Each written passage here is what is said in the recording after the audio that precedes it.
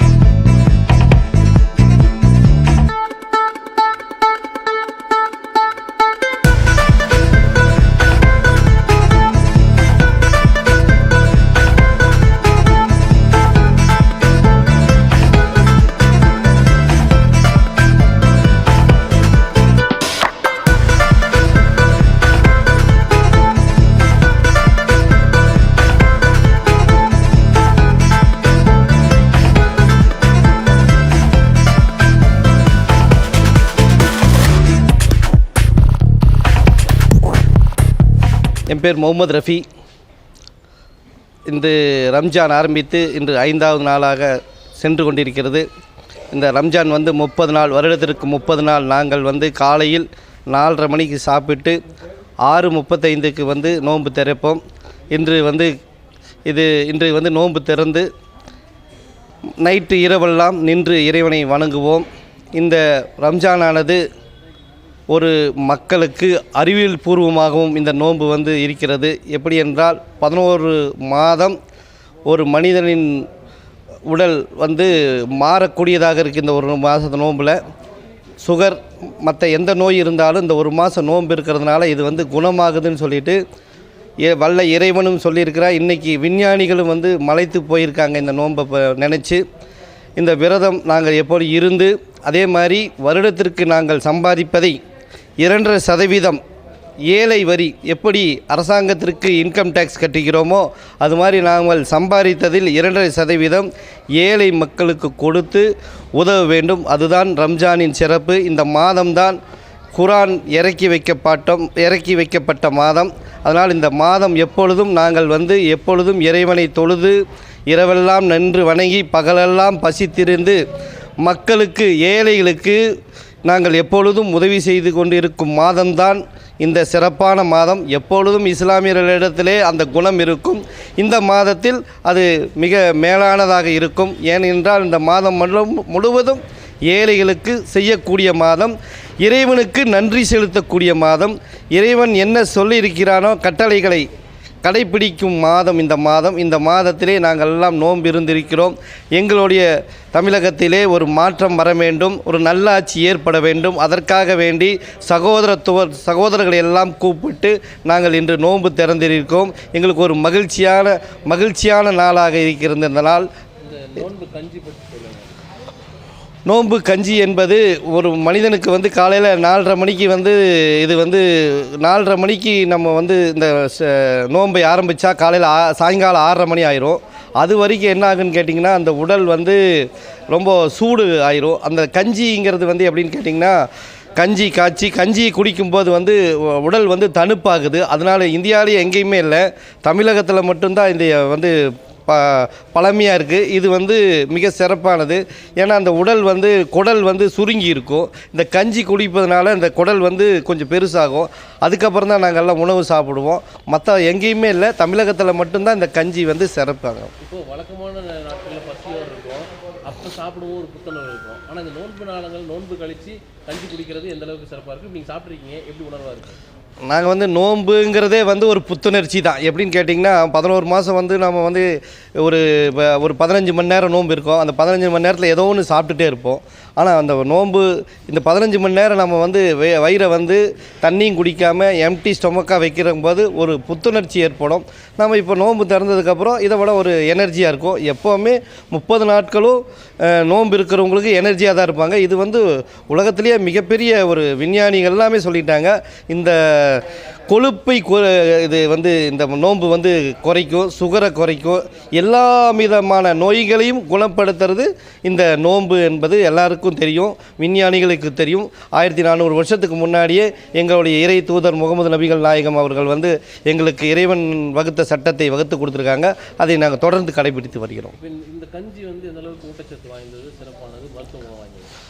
இந்த கஞ்சி வந்து எப்படின்னு கேட்டிங்கன்னா, இதில் வந்து இஞ்சி, பூண்டு, பட்டை, கிராம்பு, இந்த மாதிரி வெங்காயம் இதெல்லாம் வந்து ஊட்டச்சத்து எனர்ஜிக்கான உணவாக தான் இந்த கஞ்சி இருக்குது. அது மருத்துவ குணமும் இந்த கஞ்சியில் இருக்குது. ரம்ஜான் பண்டிகை எல்லாருக்குமே தெரிஞ்ச ஒரு முக்கியமான பண்டிகை. இஸ்லாமிய மார்க்கத்தில் மிக முக்கியமான பண்டிகையான இந்த ரம்ஜான் கொண்டாடப்படும் பொழுது, இந்த ரம்ஜான் மாதத்தில் எல்லாருமே நோன்பு இருந்து, அதாவது 30 நாட்கள் விரதம், விடிய காலையில் சுமார் 5 மணி முதல் சாயந்தரம் ஒரு 6:30 மணி வரை இந்த நோன்பு எல்லாருமே வந்து எல்லா இஸ்லாமியர்களும் இருந்து வராங்க. இந்த நோன்பில் வந்து பார்த்திங்கன்னா பச்சை தண்ணி கூட குடிக்காமல் இறைவனுக்காக நோன்பு நோற்று சாயந்தரம் நோன்பு முடிக்கும் பொழுது வந்து பார்த்திங்கன்னா எல்லாருமே புத்துணர்வோடு வந்து பார்த்திங்கன்னா நோன்பு முடிக்கும் பொழுது ரொம்ப விரும்பி பருகக்கூடிய ஒரு உணவு வந்து பார்த்திங்கன்னா இந்த நோன்பு கஞ்சி.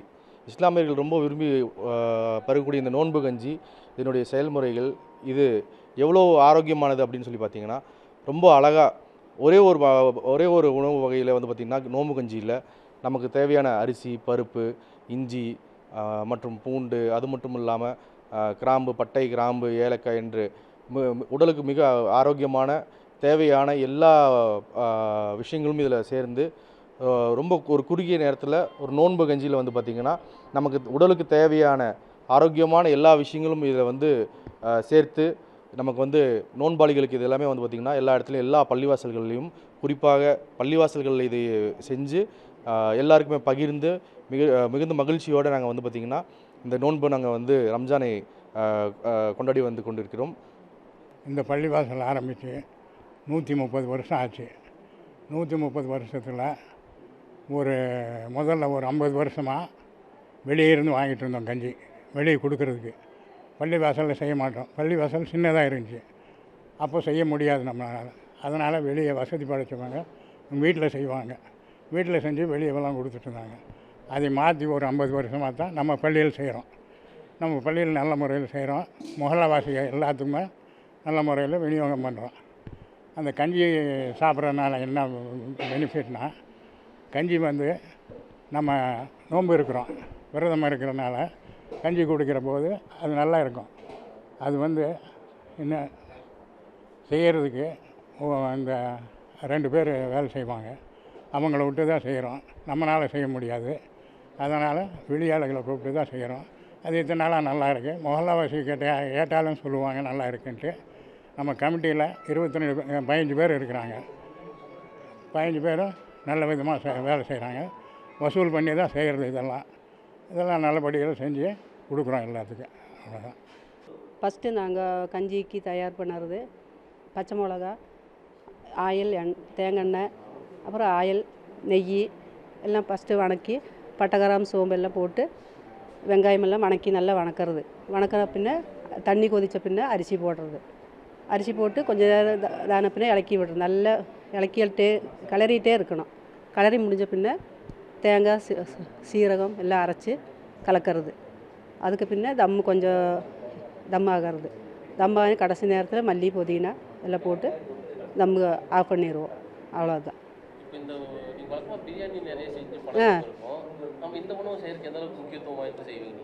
மெயினாக நான் பிரியாணிக்கு அவ்வளோக்கு ஃபேமஸ்ஸு போனதில்லை, ஆனால் பிரியாணி தயார் பண்ணுவேன். ஆனால் கஞ்சி தான் ஃபேமஸ்ஸு. இப்போ ஃபஸ்ட்டு 2வது தாட்டி இங்கே வந்திருக்கோம், இந்த மகளுக்கு வந்திருக்கிறோம். கஞ்சி வந்து ரொம்ப சுத்தமாக, எல்லாமே நல்லா சுத்தமாக இருக்கும். எல்லாமே நல்லா சுத்தமாக கழுவி எல்லாம் ஒரு சிலைக்கு தான் செய்கிறோம். புதினா, தக்காளி, பச்சை மிளகு எல்லாம் கழுவி சுத்தமாக செய்யணும். அதாவது இது நோன்பு வச்சவங்க குடிக்கிறது. அவங்க வந்து காலையிலேருந்து சாயந்தரம் வரைக்கும் வெறும் வயிறோடு இருக்கிறது. அதில் குடிக்கிறது சுத்தோட்டமாக செஞ்சு கொடுக்கணும். நல்லது கஞ்சி, நோன்பு கஞ்சி குடிக்கிறது. அது எல்லா நோயாளிகளும் குடிக்கலாம், எந்த இதுவும் வராது, ஒன்றுமே வராது. அவ்வளோ நல்ல ஒரு எனர்ஜி சத்து. அதுக்கு தான் இந்த மாதம் வந்து சிறப்பாக இது மட்டும் நோன்பு கஞ்சி.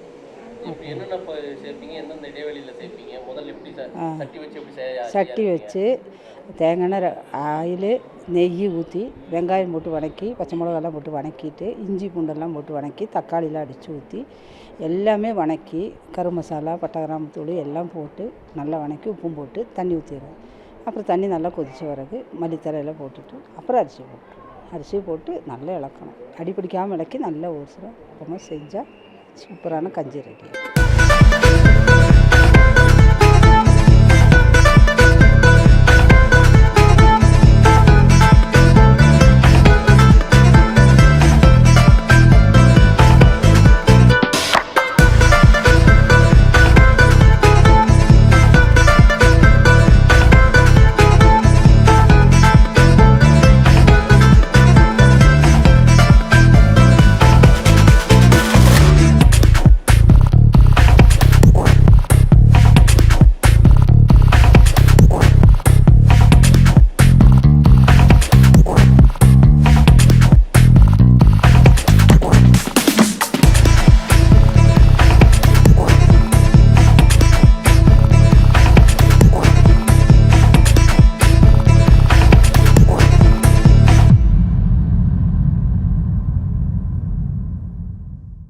உடனுக்குடன் செய்திகளை தெரிந்து கொள்ள சன் நியூஸ் பெல் ஐகானை கிளிக் பண்ணுங்க.